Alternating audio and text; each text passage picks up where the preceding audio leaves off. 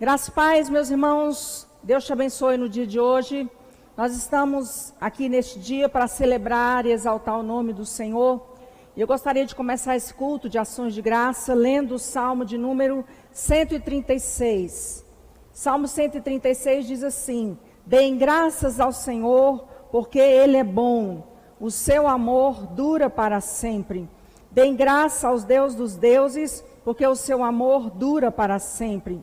Deem graças ao Senhor dos senhores, porque o seu amor dura para sempre. Ao único que fez grandes maravilhas, o seu amor dura para sempre. O que com habilidade fez os céus, o seu amor dura para sempre. Que estendeu a terra sobre as águas, porque o seu amor dura para sempre. Aquele que fez os grandes luminares, porque o seu amor dura para sempre. O sol para governar o dia, porque o seu amor dura para sempre, e a lua e as estrelas para governarem a noite, porque o seu amor dura para sempre. Aquele que matou os primogênitos do Egito, porque o seu amor dura para sempre. Porque o Senhor, aquele que se lembrou de nós quando nós estávamos humilhados, porque o seu amor dura para sempre. Nos livrou dos nossos adversários, porque o seu amor dura para sempre. Aquele que dá alimento a todos os seres vivos, porque o seu amor dura para sempre. Deem graça ao Deus dos céus, porque o seu amor dura para sempre. Hoje nós vamos estar falando de gratidão, e eu escolhi esse salmo a dedo, porque nós precisamos ter um coração grato por tudo que o Senhor tem feito para nós, porque o seu amor é eterno, não tem começo e nem fim. Vamos orar. Pai, te louvamos no dia de hoje, pedimos que a bênção do Senhor esteja sobre nós, que a tua palavra seja derramada de uma forma poderosa, sobrenatural. E agora que vamos adorar o Senhor, que o nosso coração se lembre de todos os benefícios que o Senhor nos tem feito. Te adoramos e bendizemos o teu nome, em nome de Jesus. Amém.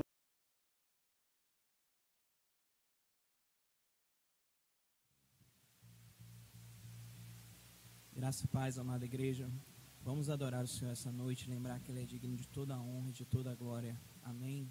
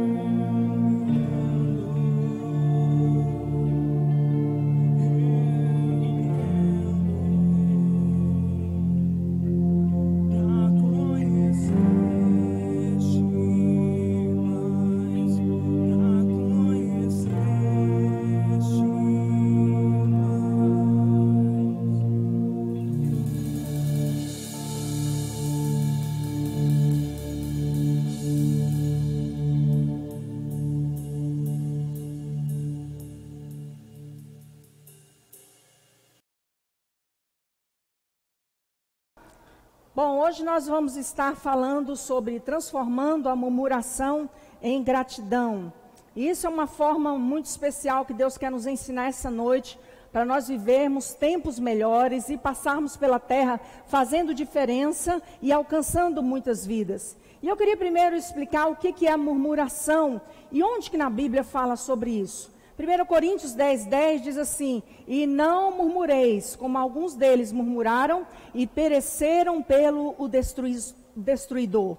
Está nos apontando, fala que a murmuração traz uma destruição. Ela foi a murmuração que destruiu muitos de Israel. Mas o que é murmuração? Murmuração é lastimar-se, queixar-se em voz baixa, apontar falhas, formar mau juízo sobre alguém ou sobre alguma coisa. Quando a gente murmura, nós estamos criando uma situação para um anjo destruidor, aquele que rouba as coisas, vir sobre nós. Filipenses 2,14 diz assim: fazei todas as coisas sem murmuração e nem contendas. Faça tudo, trabalhe, sirva a Deus, cuide da sua família, cuide de você mesmo, sem murmurar, sem reclamar, sem se queixar, sem apontar falhas. No domingo passado, nós falamos que Deus está mudando a nossa visão, que ao invés de nós apontarmos falhas das pessoas, nós vamos ver virtudes e vamos ajudar a pessoa a validar e a crescer. E eu queria apontar 3 ocasiões na Bíblia em que Israel murmurou. Por que eu gosto de usar a figura do povo de Israel? Porque o povo de Israel é um modelo para nós. Deus separou um povo, preparou esse povo, cuidou deste povo, orientou esse povo, andou no meio do povo. E este povo é um protótipo, é um arquétipo daquilo que a gente pode olhar e aprender com as falhas e com os acertos dele. Mas teve 3 ocasiões específicas em que a murmuração trouxe um dano muito grande sobre o povo de Israel. E eu gostaria de falar 3 situações em que podem tomar o nosso coração e nos fazer pecar. Primeira coisa é, eu posso murmurar quando eu estou insatisfeito. O fruto da insatisfação é infelicidade e murmuração. Tristeza e escuridão entrarão no meu interior. O que é estar insatisfeito? É não estar feliz, é estar com algo mal, ruim dentro de mim. A ocasião que isso aconteceu com Israel está escrita em Números capítulo 11, versículo de 1 a 6. Fala que assim que o povo começou a queixar-se das suas dificuldades aos ouvidos do Senhor, quando ele os ouviu, a ira se acendeu e o fogo da parte do Senhor queimou e consumiu as extremidades do acampamento. Então o povo clamou a Moisés e este orou ao Senhor e o fogo extinguiu-se. Por isso aquele lugar foi chamado Taberá, porque o fogo da parte do Senhor queimou entre eles. O que aconteceu? Um bando de estrangeiros que estava no meio deles encheu-se de gula, até que os próprios israelitas começaram também a queixar-se, dizendo: se tivéssemos carne para comer, nós nos lembramos dos peixes que comíamos de graça no Egito, também dos pepinos, das melancias, dos alhos porós, das cebolas e dos alhos. Olha, o que aconteceu? Mas agora perdemos o nosso apetite e não temos mais nada a não ser este maná. Olha o que a gente pode aprender, alguns princípios que nós podemos aprender nessa situação que envolve o povo de Israel. Primeira coisa, que a ingratidão gerada pela insatisfação é fruto de uma pessoa que está focada no passado. A Bíblia diz que eles começam a olhar para o Egito, eles não eram escravos, não estavam mais debaixo de dura servidão. Deus estava dando um livramento poderoso para eles, mas eles olham para o passado e começam a ficar infelizes. E aí falam: mas se eu tivesse carne, se eu tivesse aquilo que eu tive algum tempo atrás, e aí começa a ficar insatisfeito e frustrado. O princípio que nós vamos aprender aqui está escrito em Filipenses 3, 13 e 14, fala assim: irmãos, não penso que eu já tenha alcançado, mas uma coisa faço, esquecendo-me das coisas que para trás fico, avanço para a questão diante de mim, prossigo para o alvo, a fim de ganhar o prêmio do chamado celestial de Deus em Cristo Jesus. Meus irmãos, o que ele está falando? Paulo está falando: esqueça o passado, olhe para frente, foque no seu alvo, foque no seu objetivo, senão você vai transformar a escravidão em saudade. Você começa a lembrar daquilo que foi destrutivo E a sua carência vai achar que aquilo era bom. E é uma mentira. Quando eu olho para o passado, eu fico aprisionado e começo a murmurar. E aí eu desperto no coração de Deus ira.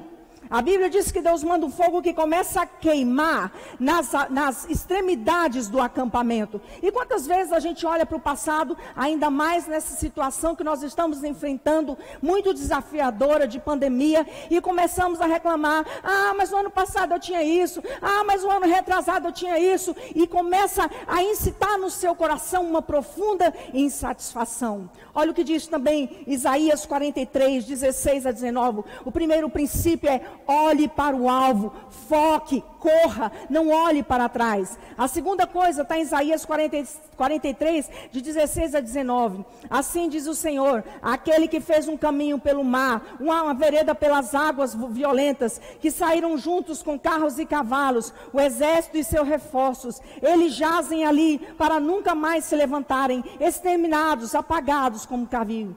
Esqueçam que se foi, não vivam do passado.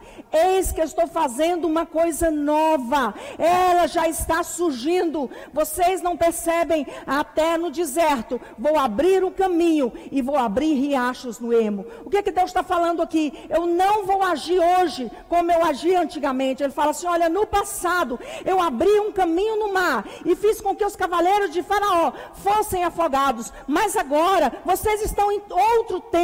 Eu vou abrir um rio no deserto. Deus não vai agir hoje como ele agiu outrora.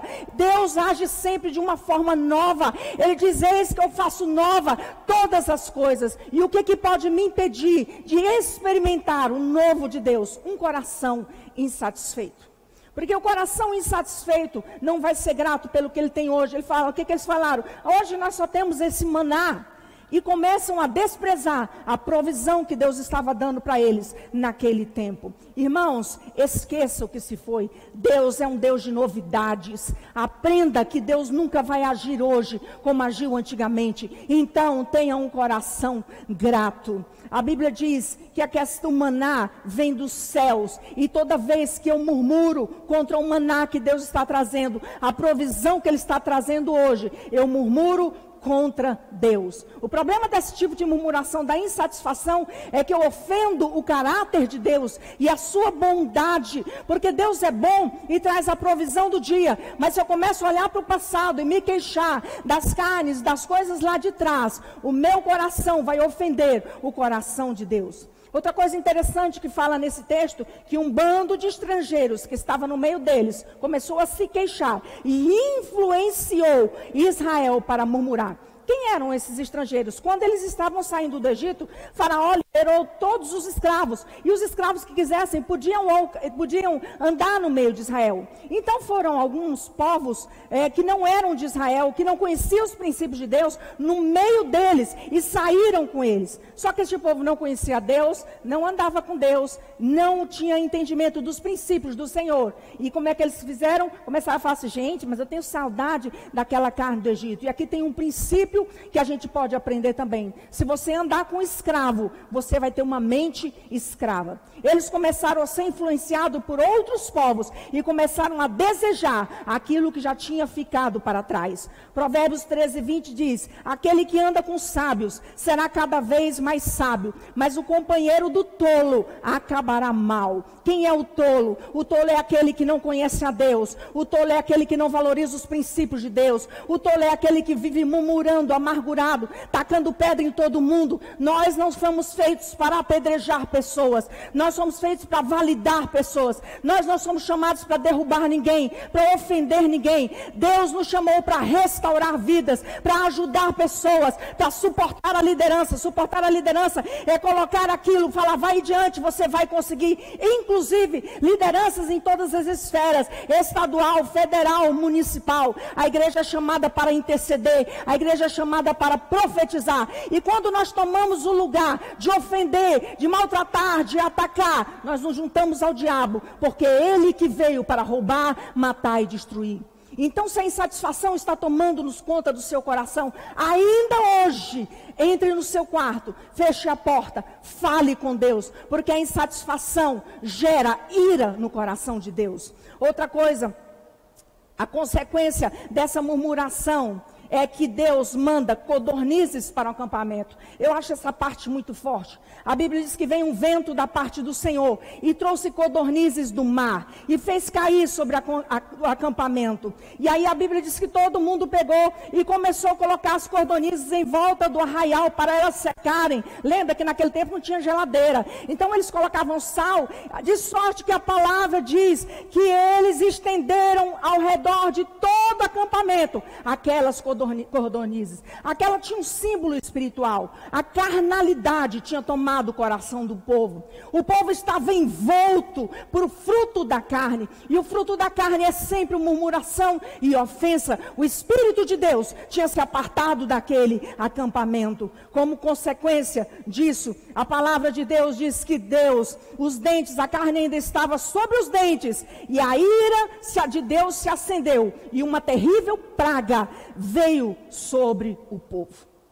Se nós não quisermos viver debaixo de falta, sem o favor do Senhor, nós precisamos mudar a nossa mente e o nosso falar. Quando nós começamos a estar insatisfeitos e murmurar, nós somos cercados. Eu quero que imagine codornize cercando a sua vida seca. Eu quero que você imagine a carnalidade tomando a sua alma e o seu espírito, e você apartando o seu coração do Senhor, e não vendo tudo aquilo que o Senhor tem feito, desprezando o maná que vem da parte de Deus. Qual é a saída se o nosso coração está tomado pela insatisfação? Seja grato pelo maná que vem do céu e que tem trazido provisão, proteção na sua vida, na sua casa, no lugar onde você está. Seja espiritual, não seja carnal. A Bíblia diz que o fruto da carne é ira, é contenda, é inveja, é ciúme, é confusão. Quando nós nos tornamos carnais, nós nos tornamos propagadores da carne.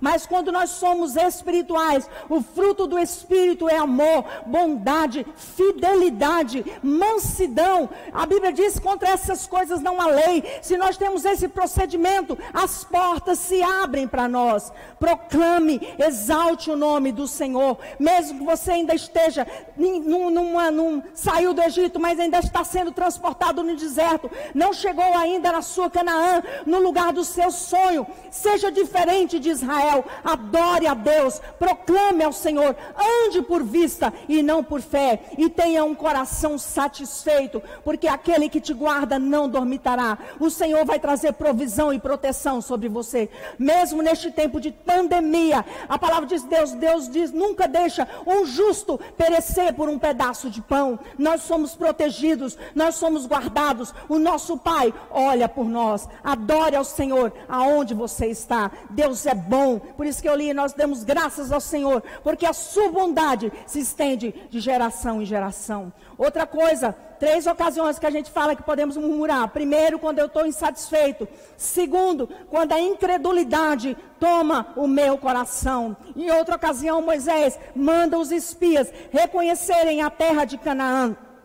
E ele fala, envia 12 líderes para ver a terra. E a palavra diz que eles voltam e traz um relatório ruim e falam, olha, a terra é boa, os frutos são bons, mas o povo é poderoso, as cidades são fortificadas e grandes. Também há descendentes de Enaque, há os amalequitas, os hetitas, os jebuseus. 10 espias trazem um relatório negativo, incrédulo, destrutivo, e apenas 2 correspondem à visão de Deus. E eu fiz um cálculo lá em casa de porcentagem, quanto que isso dá. Peguei minha canetinha, fiz uma regra de 3 lá, né? 10 espias corresponde a 83% dos líderes tiveram uma posição de incredulidade. Eu achei uma taxa muito alta. Quer dizer que é mais ou menos o protótipo da igreja. 83% talvez está olhando a terra, falando, não, esse tempo de pandemia, o Brasil vai sair, nós vamos enfrentar uma crise terrível, nós não vamos alcançar, eu não vou arrumar emprego, minha empresa vai fechar, e você está cheio de murmuração, a sua visão está adoecida. Meu irmão, em nome de Jesus, faça parte dos 16,66% que acreditaram que era Josué e Caleb, que tiveram uma visão de Deus. E a Bíblia diz que Deus Caleb fala, ei, subamos, vamos possuir a terra, é certo que venceremos, Deus é por nós. E aí a Bíblia diz, não, mas o povo é mais forte do que nós, e espalharam um relatório negativo sobre a terra. E o povo, influenciado, é lógico, por 83% dos 12 espias que foram, correspondendo a 10 espias, o povo ouve o relatório negativo, murmura, posiciona contra o líder e ataca Moisés. Fala, ei, vamos escolher outro líder, vamos voltar para o Egito. Isso aí está ruim. E quando a gente está nessa posição de murmuração, de incredulidade, eu começo a atacar tudo aquilo que Deus estabeleceu. E eu me volto contra a visão de Deus. Sabe, o problema é que a incredulidade ataca o caráter de Deus na sua fidelidade. Porque quando Deus tirou o povo do Egito, fala assim, ó, eu vou com vocês, você é uma nuvem de dia, uma nuvem que vai proteger, uma coluna de fogo à noite. Eu mesmo vou estar no meio de vocês, vou levar vocês até lá, nada vai chegar na tenda de vocês, vocês vão alcançar a terra prometida, vocês vão ser um povo numeroso na terra. Havia uma promessa, e Deus é fiel, e quando a incredulidade toma o meu coração, eu ataco o quê? O caráter de Deus. Eu sei que nós estamos passando tempos muito desafiadores nessa pandemia, mas eu quero te dizer uma coisa, querido ou querida que está me assistindo. Se tem uma promessa na sua vida, alie-se a Deus para gerar a promessa. Não se alie ao diabo para destruir a promessa que Deus tem para você. Quando eu começo a murmurar e dizer que não vai dar certo, e a minha visão não vai alcançar aquilo que Deus tem para nós, eu me alio ao diabo, não dá certo, não vai dar certo. Ei, alie-se com Deus, gere vida. Se Deus te deu uma promessa, interceda, coloque-se diante do Pai, posicione-se em oração. A Bíblia diz que as consequências deste ato do povo foram terríveis, porque eles preferiram ouvir o relatório negativo e não deram ouvidos à promessa de Deus. A palavra de Deus diz que aquela geração incrédula não entrou na terra prometida. Números 14, de 22 a 24, fala assim: nenhum dos homens que, tendo visto a minha glória e os meus prodígios que fiz no Egito e no deserto, me puseram à prova por 10 vezes e não obedeceram a minha voz, nenhum deles verá a terra que com o juramento prometi aos seus pais.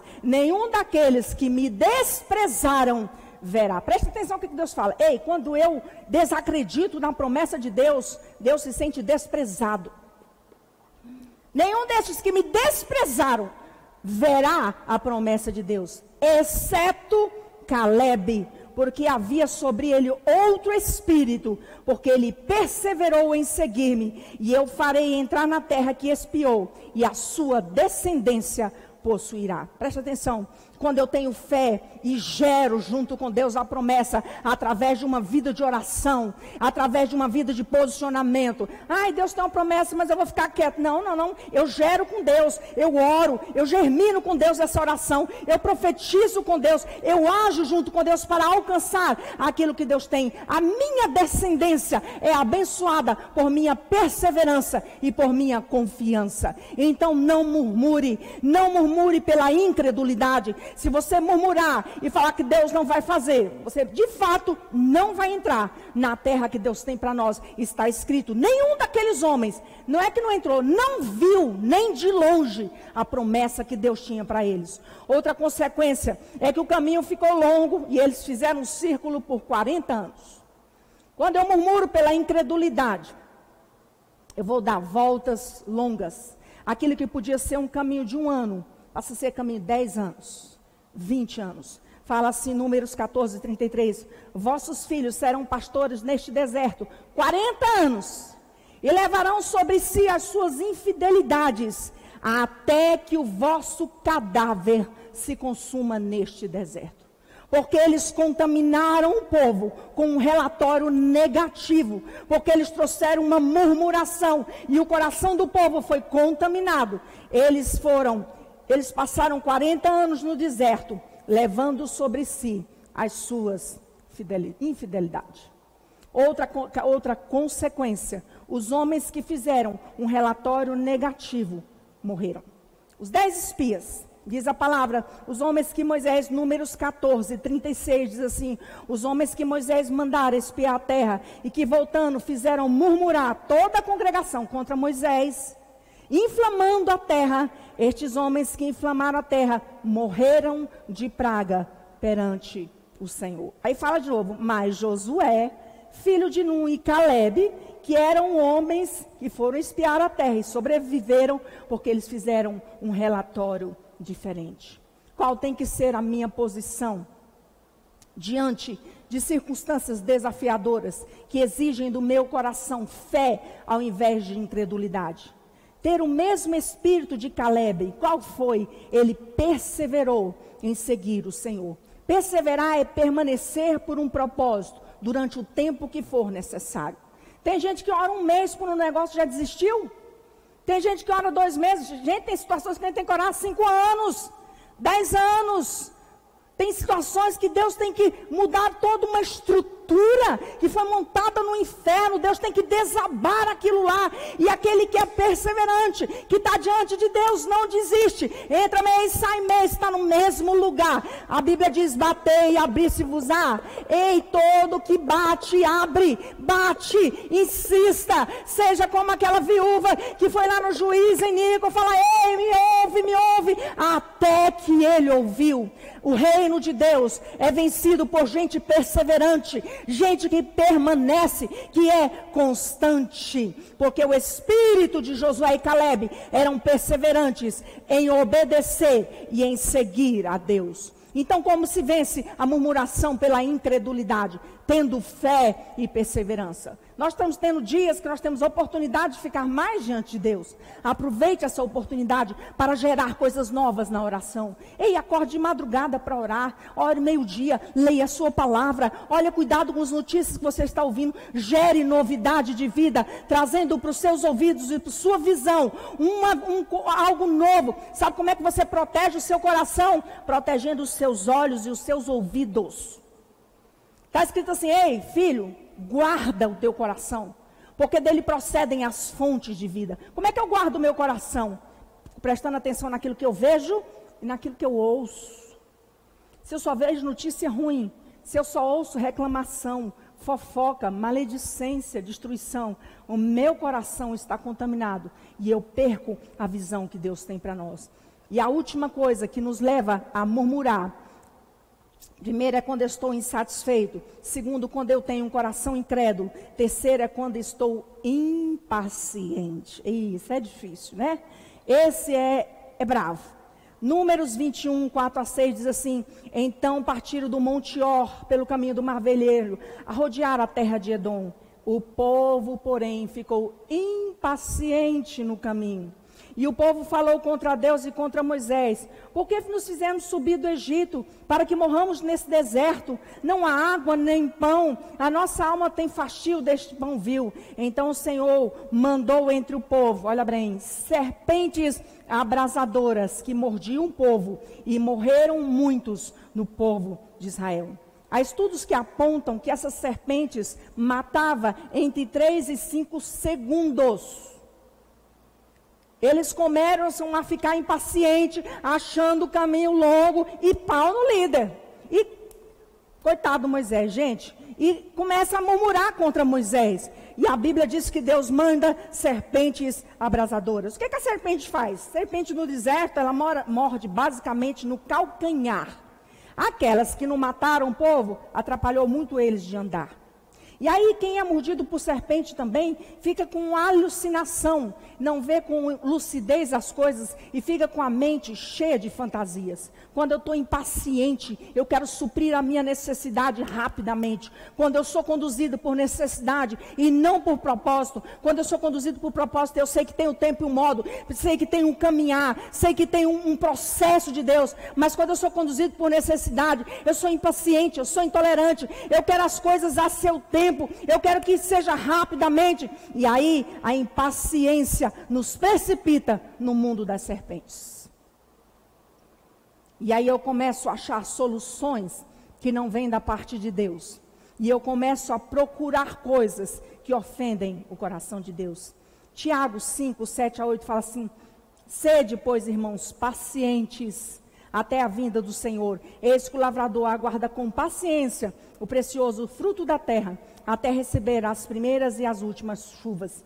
Sede vós pacientes e fortalecei o vosso coração, porque a vinda do Senhor está próxima. Paciência é esperar. No hebraico significa esperar com firmeza. Aquele que não perde o ânimo, aquele que suporta situações sem reclamar. Aquele que vai suportar a espera, que vai mortificar a carne, que é intolerante, que é impaciente, que é murmuradora, que é aflita, que quer para ontem. O paciente vai esperar com firmeza e não vai abrir a boca para reclamar. A Bíblia diz assim, Romanos 12, 2, alegrem-se na esperança, sejam pacientes na tribulação, perseverem na oração. Qual a saída se você é impaciente? Oração. Aprenda a orar. Oração e leitura da palavra vai acalmar o nosso ânimo. Quando eu estou aflito e eu coloco o meu coração diante de Deus, derramo perante Ele as minhas queixas, Ele me ouve. Aqui tem um segredo. As minhas queixas não podem ser derramadas para outras pessoas, porque isso vai gerar contenda, confusão. Deus vai ler como uma murmuração e um propagar de destruição. Eu apresento a Ele as minhas queixas, apresento a Ele o meu clamor, e Ele dos altos céus me ouve, manda uma palavra, vai falar, espera mais um pouco, tenha paciência, anda mais um pouquinho, você precisa amadurecer. E quando Deus fala conosco, a sua palavra acalma o nosso coração. A Bíblia diz que o Senhor é bom. Tudo tem o seu tempo. Nós precisamos então ter um coração grato quando estiver insatisfeito. Quando eu estiver incrédulo, eu preciso agir com fé. E quando estiver impaciente, eu preciso orar e acalmar o meu coração e apresentar apenas diante de Deus a minha queixa. Se você faz parte de um processo de discipulado, você também pode falar para o seu discipulador, estou aflito, estou impaciente, mas num lugar reservado, onde você vai ser orientado e aconselhado para proceder com sabedoria. E eu queria encerrar essa palavra lendo um texto de Davi, que foi um homem que passou por muitas situações desafiadoras, passou traição, decepção, ele foi perseguido, ele foi injustiçado, mas ele se saiu bem e terminou bem. 2 Samuel 22, ele disse, e falou o Senhor, as palavras deste cântico, no dia que o Senhor o livrou, presta atenção, achei isso tão chique, na mão, o livrou de todos os seus inimigos e da mão de Saul. Quer dizer que no final, Deus vai nos livrar de todos os nossos inimigos. Deus vai livrar o Brasil dos seus inimigos. Deus vai cumprir as suas promessas na nossa nação. Deus vai cumprir as promessas na sua vida, na sua casa. Permaneça, ore, preste suas queixas a Ele, profetize, seja grato, declare vida e termine como Davi, que venceu todos os seus inimigos e ainda diz assim, Deus é meu rochedo, nele confiarei, o meu escudo, a minha força, a minha salvação, o meu alto retiro e o meu refúgio. Ó meu Senhor, da violência o Senhor me salvou, o Senhor é digno de louvor, eu invocarei o Senhor diante dos meus inimigos e fiquei livre, porque ondas da morte me cercaram, torrentes de Belial me assombraram, cordas do inferno me cingiram e encontraram-se laços da morte. Mas, estando eu em angústia, ele não murmurou, ele não reclamou, ele não ficou insatisfeito. Invoquei ao Senhor, ao meu Deus clamei, do seu templo, ele ouviu a minha voz, meu clamor chegou aos seus ouvidos e ele me enviou socorro. E eu quero declarar que Deus vai te enviar o socorro. E ele diz, ele me tirou de um charco de lodo, me arrebatou dali, porque tinha prazer em mim. O Senhor me recompensou, conforme a minha justiça, porque guardei os caminhos do Senhor, e não me apartei do meu Deus. Tome cuidado, seja grato, tenha paciência, tenha fé nesse tempo. Deus tem o controle de tudo. Ele não está olhando para a pandemia, Ele está olhando para os nossos corações. E Ele quer nos aprovar. para que sejamos íntegros e puros para completar toda a obra que Ele tem para nós. Que o Senhor te abençoe e te guarde. Que o Senhor faça resplandecer o rosto poderoso dele sobre você. Tenha misericórdia de você e te dê a paz. Tenha uma semana abençoada e de vitória em nome de Jesus. Amém. Deus abençoe. Aleluia.